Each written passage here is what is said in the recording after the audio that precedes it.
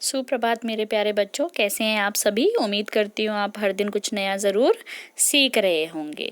बेटा, हमने कल की क्लास में एक वर्कशीट के द्वारा ये समझने की कोशिश करी थी कि संज्ञा का जो व्यक्तिवाचक संज्ञा है, स्पेशली व्यक्तिवाचक संज्ञा, वो क्या होता है, और साथ ही हमने संज्ञा शब्दों को पहचाना था किसमें, वाक्यों में। ठीक है, जिसमें बहुत सारे मुझे बच्चों के आंसर आए और जो मुझे देखकर बहुत अच्छा लगा। काफ़ी सारी गलतियां भी थी और काफ़ी बच्चों ने बिल्कुल परफेक्ट, बिल्कुल करेक्ट भी किया था। कोई बात नहीं, गलती होगी तभी सीखेंगे, इसलिए होपलेस नहीं होना है। जब कभी भी मैं करेक्टेड करके बोलती हूँ, आप उसको परेशान नहीं होइए। अच्छी बात है कि आपने किया, गलत किया तो याद रखेंगे, नेक्स्ट टाइम नहीं गलत होगा। ठीक है, ऐसा कोई व्यक्ति नहीं है जिसने कोई गलती ना की हो। आज की कक्षा में हम क्या करेंगे, आज की कक्षा में हम पढ़ेंगे कि जो संज्ञा है, इसके एक हमने ये तो जान लिया कि इसके 3 भेद होते हैं। ठीक है, 3 प्रकार होते हैं। अब वो 3 प्रकारों के नाम क्या क्या हैं, क्योंकि अभी तक हम सिर्फ परिचित हैं व्यक्तिवाचक नाम से। पहले प्रकार से हम परिचित हैं। आज आपका परिचय बाकी प्रकारों से भी कराया जाएगा। दूसरा इसका प्रकार होता है संज्ञा का जातिवाचक। कौन सा? जातिवाचक। तीसरा प्रकार जो होता है वो होता है भाववाचक। ठीक है, इतनी बात समझ में आ रही है। पहला व्यक्तिवाचक, जिससे आप बहुत अच्छे से परिचित हो गए हैं। दूसरा जातिवाचक, तीसरा भाववाचक। अच्छा, मैं आपसे बार बार कह रही हूँ कि संज्ञा के कितने भेद होते हैं? 5 भेद होते हैं, लेकिन मुख्य रूप से कितने हम पढ़ते हैं? 3। तो बाकी 2 कौन से हैं? बाकी 2 ये हैं, द्रव्यवाचक और समूहवाचक। ठीक है, जो किसके अंतर्गत आते हैं? जातिवाचक के अंतर्गत आते हैं। आपके बुक में नहीं दिया गया है, पर ये 2 भेद भी होते हैं। जो जातिवाचक, जो बीच वाला है ना जातिवाचक, इसके अंतर्गत इन्हें रखा जाता है। लेकिन मुख्य रूप से संज्ञा के कितने भेद होते हैं? 3 भेद होते हैं। ठीक है, यहाँ तक क्लियर है बात? आगे बढ़े, चलिए बढ़ते हैं। अच्छा, मैंने ये चीज़ देखी जब वर्कशीट आपने सॉल्व करके दी, तो संज्ञा शब्दों को जहाँ पहचानना था ना, वहाँ पे भी कुछ बच्चों को कन्फ्यूज़न था। एक आधे थे, बट मेरे लिए एक बच्चा भी महत्वपूर्ण है। तो थोड़ा सा इसको एक और सरल बनाने के लिए देखते हैं कि और कैसे पहचान सकते हैं संज्ञा शब्दों को। हमारा जो डाउट है, कंफ्यूजन है, एक तरह से हम उलझ जाते हैं ना कि ये है कि ये है, पता नहीं कौन सा है, वो कंफ्यूजन भी ख़त्म हो जाए। इसके लिए थोड़े से सरल बनाने की कोशिश करी है। उम्मीद करती हूँ कि समझ में आ जाएगा। देखते हैं क्या रहता है। ठीक है, अच्छा, संज्ञा की पहचान निम्नलिखित लक्षणों के आधार पर किया जा सकता है। ठीक है, लक्षण यानी कि इन चीज़ों को देखकर। कुछ शब्द प्राणीवाचक होते हैं, कुछ अप्राणीवाचक होते हैं। अच्छा, ये प्राणीवाचक, अप्राणीवाचक, प्राणीवाचक क्या होता है? प्राणीवाचक यानी कि हमारे आसपास जो कोई भी जिंदा है, सांस लेता है, अंग्रेजी में कहूँ तो लिविंग थिंग है। ठीक है, लिविंग थिंग है, वो आते हैं प्राणीवाचक में।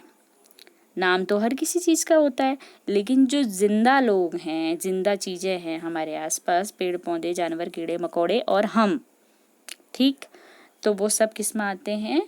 उन सभी के नाम किस में आ जाएंगे? प्राणी संज्ञा के अंतर्गत आ जाएंगे। ठीक है, संज्ञा के अंतर्गत भी प्राणीवाचक में आ जाएंगे। ये आपसे कोई पूछने वाला नहीं है, बस मैं बता दे रही हूँ ट्रिक के लिए कि आपको याद रहे कि अच्छा, ये जिंदा है, लिविंग थिंग है, ठीक है, और इसका नाम है, तो ये संज्ञा है।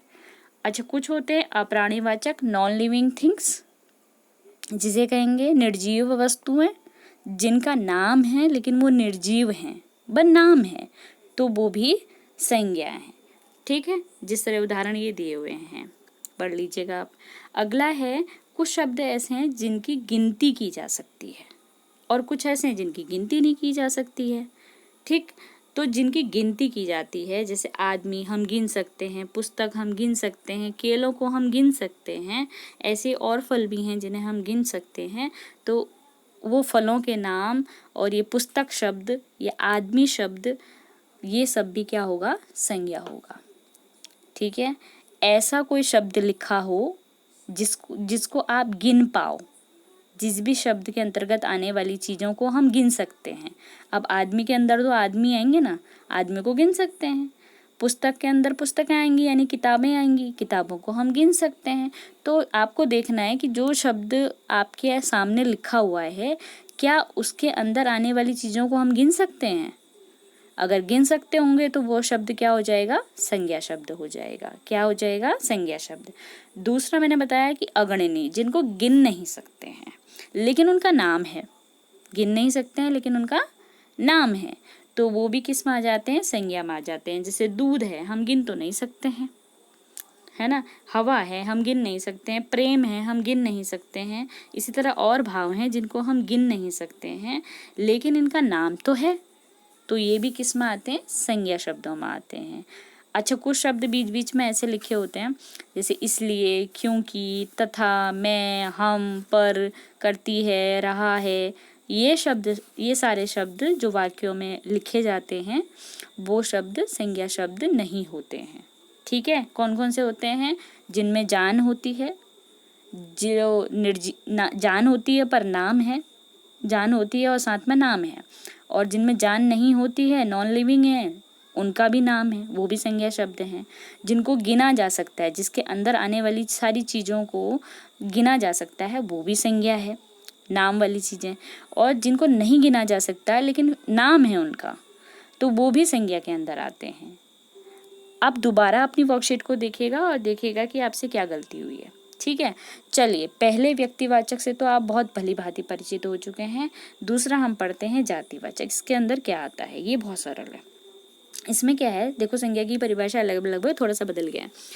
जो शब्द किसी व्यक्ति, वस्तु या स्थान, व्यक्ति, वस्तु या स्थान, यहाँ पे भी भाव हट गया, भाव व्यक्तिवाचक और जातिवाचक दोनों में ही नहीं लिखा जाएगा। ठीक है, कि संपूर्ण जाति का बोध कराते हैं या पता चलता है, वो जातिवाचक संज्ञा होती है। जैसे समझो, ये ज़्यादा ज़रूरी है, मोबाइल। अब मोबाइल के अंदर क्या क्या आ जाता है, हमारे मोबाइल की इतनी सारी ब्रांड हैं और उन ब्रांडों की भी अलग अलग सीरीज़ हैं, अलग अलग वैरायटी हैं। जैसे शाओमी के देख लीजिए कितने सारे मोबाइल हैं, रियलमी के इतने सारे, वीवो के इतने सारे। जिस मोबाइल में आप देख रहे हैं, इस मोबाइल का भी कुछ स्पेसिफिक मॉडल नंबर होगा, कुछ स्पेसिफिक, कुछ विशेष कंपनी का नाम होगा। तो कंपनी का विशेष नाम अगर मैं बोलूँ शाओमी का मोबाइल, तो वो हो जाएगा क्या, विशेष मैंने कंपनी का नाम लिया, शाओमी का मोबाइल, तो वो क्या हो जाएगा, व्यक्तिवाचक संज्ञा। लेकिन जब मैं कह रही हूँ सिर्फ मोबाइल, मोबाइल के अंदर तो कोई भी मोबाइल आ सकता है, किसी भी कंपनी का आ सकता है, किसी भी मॉडल नंबर का आ सकता है, छोटा बड़ा कीपैड स्मार्टफोन सारे फोन आ सकते हैं। तो ये मोबाइल शब्द क्या हो गया, जातिवाचक, जाति बता रहा है। ठीक है, टीवी, इसी तरह टीवी में भी कोई भी टीवी आ सकती है, एलसीडी आ सकती है, एलईडी आ सकती है, फ्लैट टीवी आ सकती है, कोई भी टीवी आ सकती है, किसी भी कंपनी की आ सकती है। ठीक है, तो अगर मैं किसी विशेष कंपनी का नाम ले रही हूँ, एमआई की टीवी, ठीक है, तो फिर वो क्या हो जाएगा, मैंने विशेष टीवी का नाम लिया तो व्यक्तिवाचक, लेकिन सिर्फ मैं टीवी कह रही हूँ तो टीवी तो कोई भी हो सकती है, तो वो क्या हो गया, जातिवाचक। ठीक है, अगला है गांव। गांव तो कोई भी हो सकता है, लेकिन अगर किसी विशेष गांव का मैं नाम लूं तो वो क्या हो जाएगा, व्यक्तिवाचक, किसी विशेष, स्पेशल। ये विशेष शब्द याद रखना, इससे आप बिल्कुल अंतर पता लगा सकोगे और कंफ्यूजन नहीं होगा। जब आपने देख लिया कि किसी विशेष जगह का नाम ले रहे हैं तो व्यक्तिवाचक में आ गया। अगर आपको पता चल रहा है कि गांव तो कोई भी हो सकता है ना, स्कूल तो कोई भी हो सकता है, तो वो क्या हो गया, जातिवाचक। लेकिन नाम तो है ना, किस चीज का नाम है, जगह का नाम है, स्थान का नाम है। ठीक, तो हमारा गांव और स्कूल ये दोनों जातिवाचक। अगला है आदमी। आदमी तो कोई भी हो सकता है ना, आदमी तो कोई भी हो सकता है। किसी विशेष आदमी का मैं नाम लूंगी तो वो हो जाएगा व्यक्तिवाचक। ठीक है, लेकिन सिर्फ आदमी कह रही हूँ तो आदमी में तो सारे ही मेल पर्सन आ जाएंगे। अगर मैं औरत कह रही हूँ तो औरत तो कोई भी हो सकती है। अगर किसी विशेष औरत का नाम लूँ, इंदिरा गांधी जी बोलूँ या किसी विशेष सरोजनी नायडू जी बोलूँ, विशेष औरत का नाम लूंगी तो वो हो जाएगा व्यक्तिवाचक। लेकिन अगर मैं बोलूँगी सिर्फ औरत, तो औरत में तो सभी औरतें आती हैं। ठीक। अगला है जानवर। जानवर में तो कोई भी जानवर हो सकता है। अगर मैं बोलूँ शेर, गीदड़, भालू, बकरी, तो ये क्या हो जाएगा, व्यक्तिवाचक। लेकिन सिर्फ जानवर बोलूं तो फिर वो क्या हो जाएगा, जातिवाचक। अच्छा, इसमें भी थोड़ा कंफ्यूजन में क्लियर कर दूं आपको कि अगर मैं बोलती हूँ ऐसे जानवर जिनकी और प्रजातियां भी हैं, जैसे गाय। गाय तो बहुत प्रजातियों की होती है ना, अलग अलग, जैसे हरियाणवी गाय हो गई, जर्सी गाय हो गई, अलग अलग प्रजाति की गाय होती है। अच्छा, ऐसा जानवर जो अलग अलग प्रजाति का होता है तो वो जो है व्यक्तिवाचक में नहीं आएगा। ठीक है, वो व्यक्तिवाचक में नहीं आएगा, वो जातिवाचक में ही आएगा, क्योंकि वो अपनी विशेष जाति के बारे में बता रहा है। उसी के तरीके की और भी होता है, और भी होती है वैरायटी। जैसे गाय का ही उदाहरण मैंने बताया, जर्सी गाय, हरियाणवी गाय, और भी बहुत सारी प्रजातियां होती हैं, मुझे पता नहीं है। ठीक है, इसी तरह से कुत्ता अगर मैं बोलूँ तो कुत्ते भी अलग प्रजाति के होते हैं, है ना, अलग अलग प्रजाति के होते हैं, अलग अलग तरीके के होते हैं। तो कुत्ता शब्द भी जो है बेटा वो जातिवाचक आ जाएगा। क्लियर हो रही है बात? कंफ्यूजन तो नहीं हो रहा है? हो रहा है तो मुझसे पूछ लीजिएगा। ध्यान देना कि ऐसा जानवर जिसकी कोई और प्रजाति नहीं होती, जैसे जिराफ के बारे में आपने नहीं सुना होगा कि जिराफ की और कोई प्रजातियां भी होती हैं, ब्रीड भी होती हैं कोई और, जिराफ जिराफ ही होता है, तो ये व्यक्तिवाचक में आ जाएगा। लेकिन जैसे कुत्ते का उदाहरण सबसे अच्छा है कि कुत्ते की बहुत सारी, पमेरियन कुत्ते देखने होंगे आपने, लेब्राडोर देखे होंगे, हस्की देखा होगा, अभी वो कैट वाला कुत्ता भी चल रहा है ना, अलग अलग प्रजाति के कुत्ते होते हैं, है ना। तो ये जो होगा जाति होगा, ठीक, क्योंकि इसके अंदर अलग अलग प्रजाति के कुत्ते आ रहे हैं। बिल्लियों की भी प्रजाति होती है तो बिल्ली भी जातिवाचक में आ जाएगा। ठीक, चलिए कुछ उदाहरण और समझते हैं। स्कूल में बच्चे पढ़ते हैं, बच्चे इसमें जातिवाचक है। बच्चे तो सभी स्कूल के जो बच्चे होते हैं जो पढ़ने जाते हैं वो सभी बच्चे ही होते हैं। किसी स्पेशल बच्चे का अगर मैं नाम लूँ, जैसे मैं अपने ही किसी बच्चे का नाम ले लूँ क्लास के, विपुल बोल दूँ, ठीक है, तो विपुल मेरा बच्चा जो हो गया, ये क्या हो जाएगा, व्यक्तिवाचक। लेकिन जब आप ऑनलाइन क्लास में मेरे सामने होते हो 50-60 बच्चे, ये सारे बच्चे ही हैं, तो बच्चे सभी सारे बच्चे एक शब्द के अंदर आ गए, बच्चे, तो ये जातिवाचक। आपकी जाति क्या है, बच्चे। मेरी जाति क्या है, अध्यापक। मैं टीचर हूँ ना, टीचर तो आपकी सारी ही टीचर हैं। अगर आप किस स्पेशल कविता मैम बोल रहे हैं तो मैं व्यक्तिवाचक। लेकिन अगर आप बोल रहे हैं अध्यापक, तो अध्यापक तो कोई भी, सभी अध्यापक ही हैं, तो जातिवाचक। इसी तरह से बिल्ली, चूहे, ठीक है, चूहा क्या हो गया, जातिवाचक। चूहे तो सभी चूहे होते हैं ना, आजू बाजू जो घूमते रहते हैं इधर उधर, सभी सारे चूहे ही तो हैं। लेकिन किसी स्पेशल चूहे का अगर मैं नाम लूँ, आपने कोई चूहा पाल रखा है, उसका टिंकू मिंकू चिंकू कोई भी नाम रख रखा है आपने, तो वो व्यक्तिवाचक चूहा है, व्यक्तिवाचक संज्ञा है। लेकिन जब उस चूहे, उसके अंदर तो सारी ही प्रजाति के चूहे आ रहे हैं, सफ़ेद चूहे भी आ रहे हैं, काले चूहे भी आ रहे हैं, सारे ही चूहे हैं, तो वो जातिवाचक। पेड़ों पर पक्षी बैठते हैं, पक्षी तो कोई भी हो सकता है ना, तो पक्षी भी जातिवाचक, सारे ही पक्षी इसके अंदर आ जाते हैं। हिरन का शेर शिकार करते हैं, ठीक है, तो शेर और हिरन ये दोनों ही जातिवाचक है। मैंने बताया ना, जिन जानवरों की और ब्रीड्स भी होती हैं और प्रजातियां भी होती हैं वो जातिवाचक में आते हैं, ठीक है। जिनकी कोई प्रजाति नहीं होती है वो व्यक्तिवाचक में आते हैं। जैसे पोलर बियर, पोलर बियर की मेरे ख्याल से कोई और प्रजाति नहीं होती है, वो इकलौता ही प्राणी है पोलर बियर, तो वो व्यक्तिवाचक में चला जाएगा। अगर प्रजातियां होती हैं और मुझे नहीं मालूम है तो वो पोलर बियर शब्द भी क्या आ जाएगा, ध्रुवीय भालू कहते हैं हिंदी में उसे, ध्रुवीय भालू, वो किस में आ जाएगा, जातिवाचक, ठीक है। अच्छा, सड़क पर गाड़ियां चलती हैं, गाड़ी तो कोई भी हो सकती है, लेकिन अगर किसी ब्रांड की गाड़ी का मैं नाम लूँ, किसी विशेष गाड़ी का नाम लूँ, अगर बाइक बोलूँगी ना, बाइक मोटरसाइकिल जिसे बोलते हैं, वो भी जातिवाचक ही होगा। लेकिन अगर मैं उसमें किसी विशेष डिस्कवर बाइक में बोलूँ तो डिस्कवर बाइक क्या हो जाएगी, व्यक्तिवाचक हो जाएगी। डिफरेंस समझ पा रहे हैं, अंतर समझ पा रहे हैं? उम्मीद करूंगी कि समझ पाए होंगे आप, बाकी टेस्ट में पता चलेगा। सभी प्रजातियों में से मनुष्य सबसे बुद्धिमान है, तो प्रजातियां शब्द जो है ये जातिवाचक है, ठीक है। क्या है प्रजातिवाचक? जातिवाचक। चलिए आगे कुछ उदाहरण और हैं, समझते हैं। जातिवाचक में क्या क्या आता है, ये मैंने काफ़ी कुछ लिखा हुआ है। जिन संज्ञाओं में एक ही प्रकार की वस्तुओं और व्यक्तियों का बोध होता है, पता चलता है, वो जातिवाचक संज्ञाएं होती हैं। जैसे ये सारे उदाहरण हैं, स्क्रीनशॉट लेके आराम से पढ़ लीजिएगा। फिलहाल मैं समझा लेती हूँ क्योंकि वीडियो लंबा हो जाएगा। संबंधी व्यवसाय तथा पदों और कार्यों के नाम, जहाँ पे संबंध किसी संबंध का नाम होता है या किसी व्यवसाय जो भी हम काम करते हैं उसका नाम होता है, या किसी पोस्ट पद का नाम होता है, या किसी काम का नाम होता है, वो भी हमारा किस में आता है? जातिवाचक के अंदर आता है। जैसे देखो मंत्री, मंत्री सभी मंत्री होते हैं, लेकिन किसी विशेष मंत्री का मैं नाम लूंगी तो वो क्या हो जाएगा? व्यक्तिवाचक हो जाएगा। मंत्री शब्द क्या है? हमारा व्यवसाय है। मंत्री तो व्यवसायी है ना?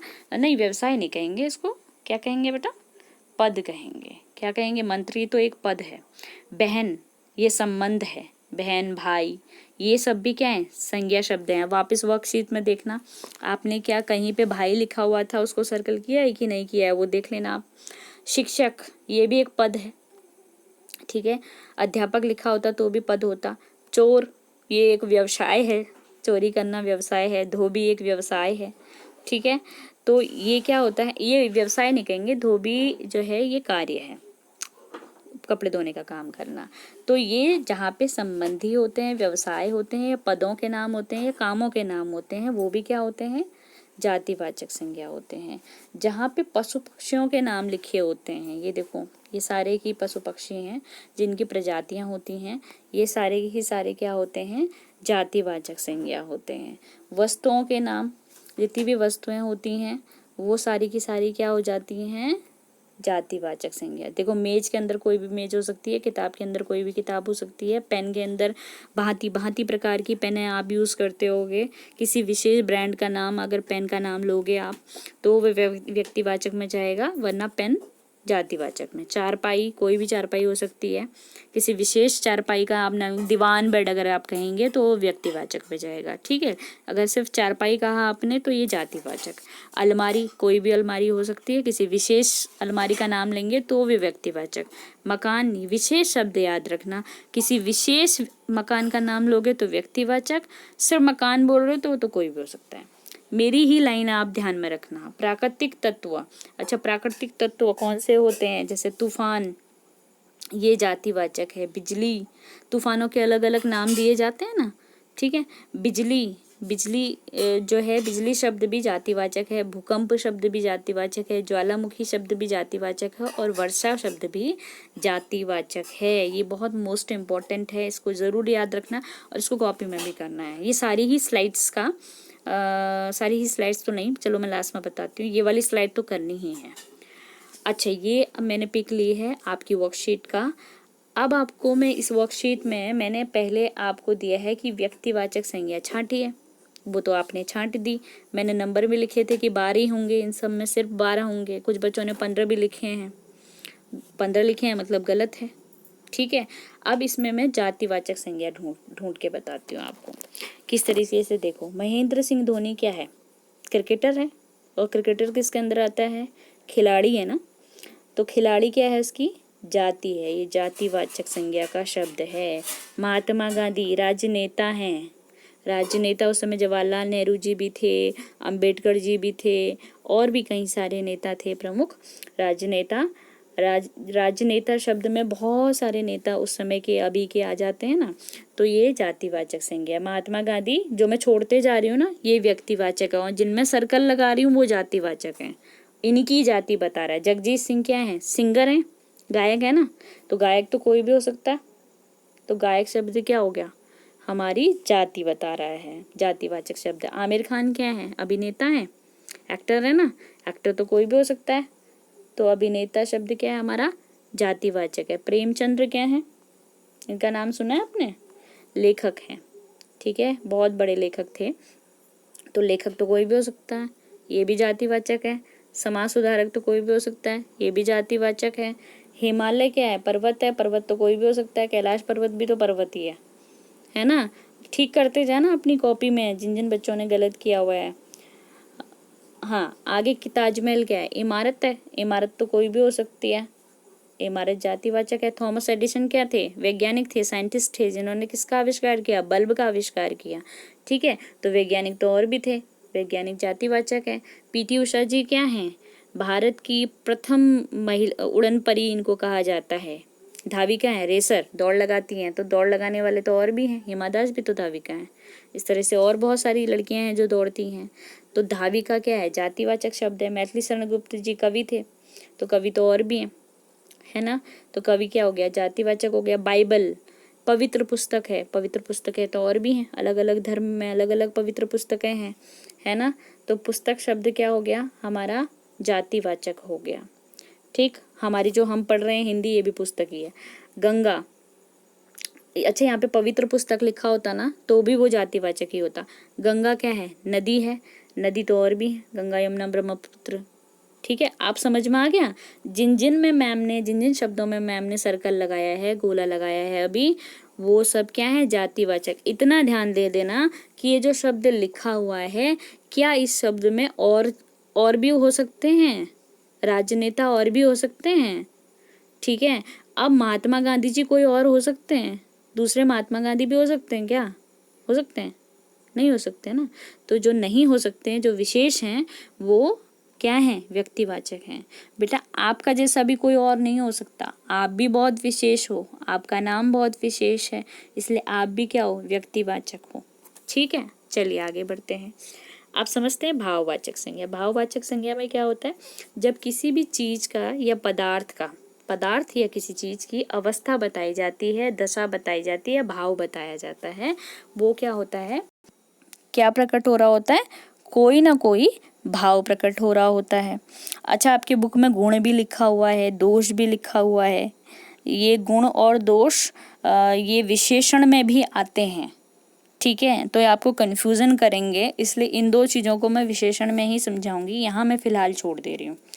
ठीक, लेकिन ये चीज़ें होती हैं, अलग तरीके से होती हैं। मैं विशेषण चैप्टर में आपको समझाऊंगी, इसलिए मैंने ये वाली परिभाषा ली है कि अवस्था, दशा या भाव का बोध कराती है, भाववाचक संज्ञा होती है। जैसे बचपन, ये क्या है?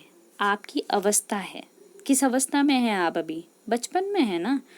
हम किस अवस्था में हैं? युवा अवस्था में हैं। ठीक है, तो हम युवा हैं। आप किस अवस्था में? बचपन अवस्था में हैं। ऐसे ही व्यक्ति की कोई ना कोई अवस्था होती है, जीवन की हर एक अवस्था होती है। तो किसी एक जीवन की किसी एक विशेष अवस्था का नाम अगर दिया होगा, सिचुएशन का नाम दिया होगा, तो वो भाववाचक संज्ञा में आता है। बुढ़ापा भी एक अवस्था है, बूढ़ा होना भी जीवन की एक अवस्था है, अंतिम अवस्था जिसे कहते हैं। फिर जीवन काल खत्म हो जाना हमारा, लास्ट अवस्था है ना। तो ये भी भाववाचक संज्ञा है। क्यों भाववाचक संज्ञा है? क्योंकि ये हमारी अवस्था बता रहा है, सिचुएशन बता रहा है कि हम कहाँ पे हैं, किस सिचुएशन भी नहीं कहूँगी, कंडीशन अंग्रेजी में जिसे कहेंगे। ठीक है, तो अवस्था कहते हैं इसे हिंदी में याद रखना, अवस्था समझने के लिए अंग्रेजी बता रही हूँ। मोटापा, ये हमारी दशा है। अगर आप कहेंगे मोटा, तो मोटा शब्द जो है ये विशेषण है। मोटापा ये भाव को बता रहा है। ठीक है, बेटा आपके अंदर बहुत मोटापा हो गया है, आप में बहुत मोटापा हो गया है ना, हो गया है, फीलिंग बता रहा है, भाव बता रहा है ना। मोटापा हो गया है, तू मोटा हो गया है या मोटा दिख रहा है। मोटा शब्द जो है ये विशेषण है, मोटापा शब्द जो है ये संज्ञा शब्द है। कन्फ्यूजन हो रहा है ना? नहीं होगा, आगे जब विशेषण पढ़ लेंगे तो नहीं होगा। मिठास, अगर मीठा लिखेंगे तो विशेषण होगा। ठीक है, स्वाद का नाम लेंगे हम, मीठा, तो विशेषण होगा। लेकिन कहेंगे मिठास है, अरे इसकी बोली में कितनी मिठास है, ठीक है, तो क्या हो जाएगा? ये भाववाचक हो जाएगा, क्योंकि हम महसूस कर रहे हैं, उस चीज़ को महसूस कर रहे हैं, मिठास को महसूस कर रहे हैं, मोटापे को महसूस कर रहे हैं, बुढ़ापे को महसूस कर रहे हैं, बचपने को महसूस कर रहे हैं, जी रहे हैं उसको, तो वो क्या हो जाएगा? संज्ञा शब्द हो गया। और संज्ञा में भी किस में? जाति में तो आएगा नहीं, व्यक्ति में तो आएगा नहीं, व्यक्तिवाचक में, क्योंकि उसमें विशेष चीज का नाम आता है। तो ये किस में आ जाएगा? भाववाचक में आ जाएगा। ठीक है, भाववाचक संज्ञा के कुछ उदाहरण भी हैं। देखो, ज्यादा दौड़ने से मुझे थकान हो जाती है, या आप महसूस कर पाओगे। ठीक है, थकान को हम क्या करते हैं, महसूस करते हैं। लगातार परिश्रम करने से सफलता मिलती है। सफलता हमारी क्या होगी, दशा होगी। तुम्हारी आवाज़ में बहुत मिठास है, मिठास को महसूस करेंगे। मुझे तुम्हारी आंखों में क्रोध नजर आता है। क्रोध, ये क्या है, हमारा भाव है, क्रोध। ठीक है। और लोहा एक कठोर पदार्थ है। कठोर भी क्या है, ये क्या है, पदार्थ की किसको बता रहा है, दशा को बता रहा है, पदार्थ की दशा को बता रहा है। तो ये भी शब्द क्या होगा, भाववाचक संज्ञा होगा। ठीक है। देखो, थकान से थकने का भाव पता चलता है, सफलता से सफल होने का भाव पता चलता है, मिठास से मीठे होने का पता चलता है, क्रोध से क्रोधित होने का भाव पता चलता है। इसलिए ये सब क्या है, भाववाचक संज्ञा हैं। अब थोड़ा सा कंक्लूजन, सारांशतः पढ़ते हैं क्या होता है। व्यक्तिवाचक संज्ञा में इस तरह के शब्द आते हैं, किसी विशेष व्यक्ति, वस्तु या स्थान का नाम आता है। विशेष जातिवाचक में किसी एक जाति के अंतर्गत आने वाले शब्द आते हैं, जैसे इमारत। इतना याद रखना, इमारत क्या कोई और भी हो सकती है, इमारत शब्द में क्या कोई और इमारत भी आ सकती है? अगर हाँ आपका जवाब है तो वो जातिवाचक है। अगर हम ताजमहल कहेंगे तो ताजमहल क्या कोई और भी हो सकता है, इस दुनिया में कोई और ताजमहल भी है? नहीं ना, तो वो किस में आ जाएगा, व्यक्तिवाचक में आ जाएगा। समझ में आ रहा है। हमारी बरेली में कुछ एक आध बिल्डिंग ऐसी होंगी जो विशेष बिल्डिंग होंगी, सॉरी मुझे पता नहीं है। अगर किसी विशेष बिल्डिंग का हम नाम ले रहे हैं तो क्या वो कहीं और भी हो सकती हैं, है ना? नहीं ना। अगर हो भी सकती हैं तो बरेली में वो सिंगल ही है, तो वो किस में आ जाएगा, व्यक्तिवाचक में आ जाएगा। विद्यार्थी, विद्यार्थी क्या कोई और भी हो सकता है? बिल्कुल हो सकता है, तो जातिवाचक है। नेता क्या कोई भी और भी हो सकता है, तो जातिवाचक है। अध्यापक कोई और भी हो सकता है, जातिवाचक है। समझ में आ रहा है। केला, केले की और प्रजातियां भी होती हैं, ठीक है, तो ये किस में आ जाएगा, जातिवाचक। गाय, गाय आप कहेंगे कि मैम ये तो विशेष है, विशेष नहीं है बेटा, इसकी और प्रजातियां भी होती हैं, तो ये किस में आ जाएगा, जातिवाचक में आ जाएगा। हमने पढ़ा था ना जातिवाचक में कि पशु पक्षियों के नाम भी आते हैं। अच्छा, भाववाचक संज्ञा, जैसे सुंदरता, ये भाव है।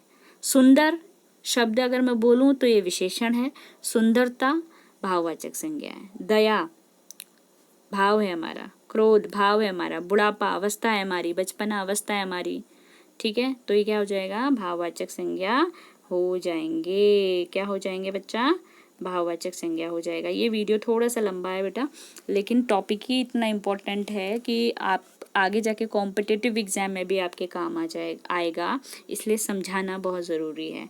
द्रव्यवाचक संज्ञा ये किसके अंतर्गत आती है, शुरू में मैंने पढ़ाया था, जल्दी से बताओ किसके अंतर्गत आती है। बिल्कुल सही, जातिवाचक संज्ञा के अंदर आती है। द्रव्यवाचक थोड़ा सा टचअप दे रही हूँ कि क्या होता है, किसी धातु का नाम, किसी भी मेटल, धातु मतलब होता है मेटल, या किसी भी लिक्विड चीज़ का जहाँ पे नाम आता है। द्रव्य मतलब होता है लिक्विड, ठीक है, धातु मतलब मेटल, द्रव्य मतलब लिक्विड। जहाँ पे किसी मेटल का नाम होता है, कोई भी मेटल हो सकता है, सोना चांदी, ठीक है।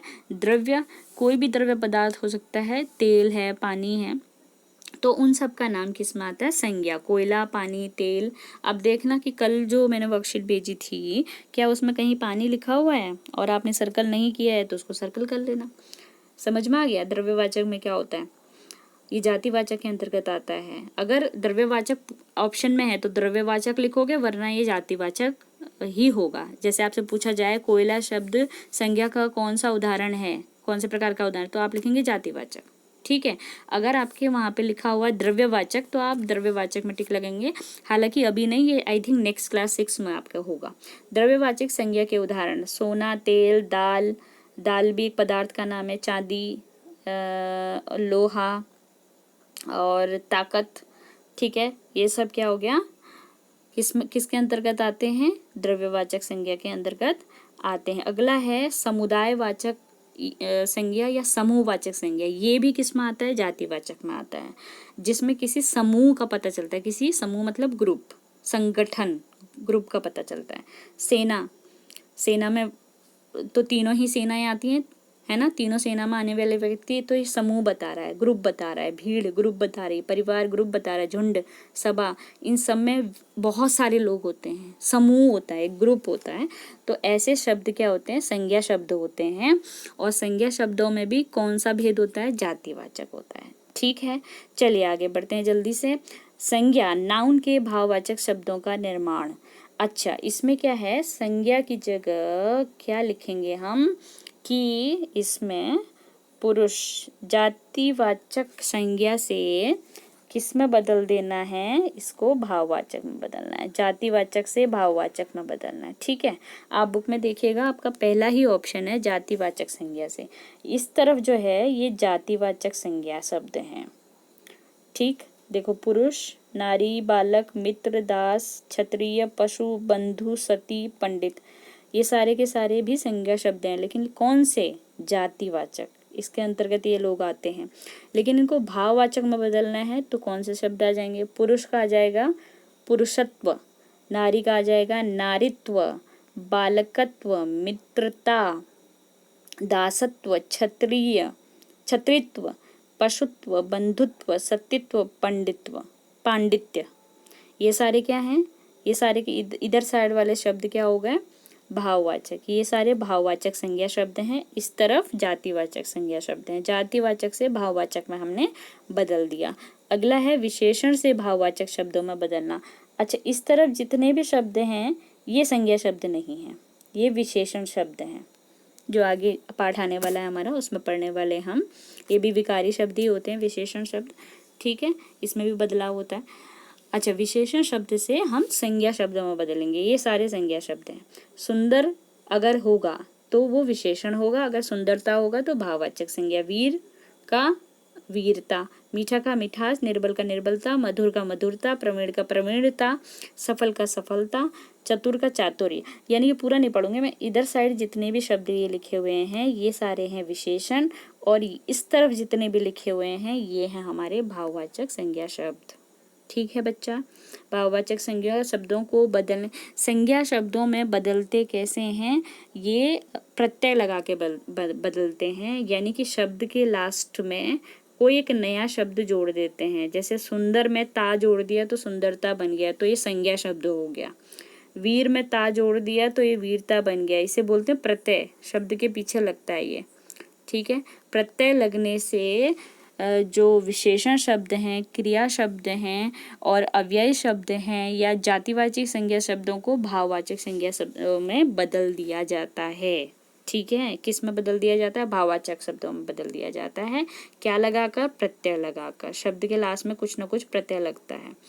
ठीक, अच्छा, क्रिया से भाववाचक, जैसे क्रिया शब्द यानी कि जितने के सारे एक्शन वर्ड।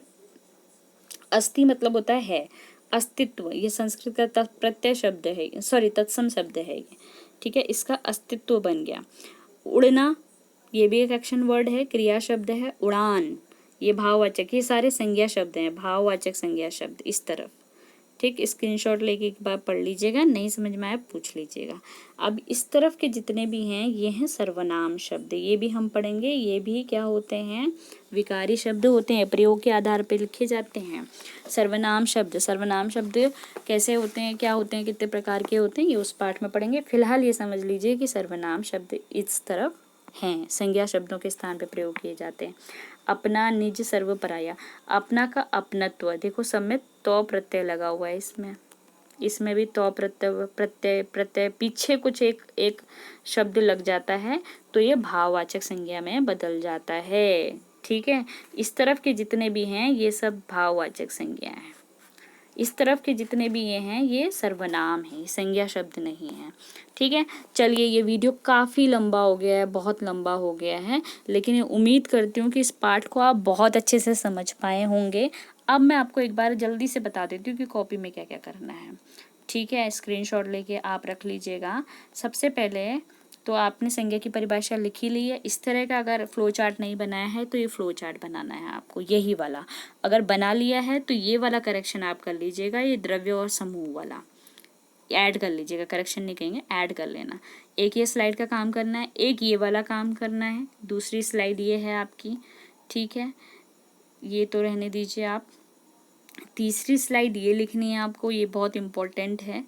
ये वाला आप ये वाला भी कर लीजिएगा, चौथा वाला। ठीक है, ये भी इम्पोर्टेंट है। ये वाला कर लीजिएगा, पांचवा वाला। इस वाले को रहने दीजिए, इसको भी रहने दीजिए, इसको भी रहने दीजिए, इसको भी रहने दीजिए, इसको भी रहने दीजिए। ये वाले जो हैं इन स्लाइड से ना करके ये बुक से कर लेना आप। ठीक है, आपकी बुक में दिए हुए हैं। चलिए आज की क्लास यहीं पे ख़त्म करती हूँ। उम्मीद करती हूँ कि मैं आज इस पार्ट को अच्छे से समझा पाई होंगी आपको। और साथ ही अब आपको क्या करना है, एक और काम करना है मेरा। अब आपको खुद को जांचना है कि मैम आपको कितना समझा पाई। आपको पेज नंबर 41 और पेज नंबर 40 इनकी एक्सरसाइज जो बुक में अभ्यास कार्य किताब में दिया हुआ है आपके, इन सबको हल करना है। देखो जरा कितना आता है आपको, कितना समझ में आया। मुझे उम्मीद है आपको समझ में आया होगा, नहीं आया होगा हम फिर से हैं आपको समझा देंगे। ठीक है, चलिए रखिए अपना ध्यान, मिलते हैं।